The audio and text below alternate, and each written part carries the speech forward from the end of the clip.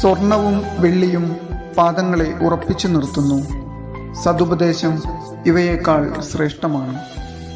ധനവും ബലവും ഹൃദയത്തെ ഉത്തേജിപ്പിക്കുന്നു. ദൈവഭക്തി ഇവയേക്കാൾ അഭികാമ്യമാണ്. അതുവഴി നഷ്ടം ഉണ്ടാകുന്നില്ല. ദൈവഭക്തനെ അന്യസഹായം തേടേണ്ടതില്ല. ദൈവഭക്തി അനുഗ്രഹത്തിൻ്റെ ആരാമം പോലെയാണ്. ഏത് മഹത്വത്തെയും കാൾ നന്നായി അത് മനുഷ്യനെ ആവരണം ചെയ്യുന്നു.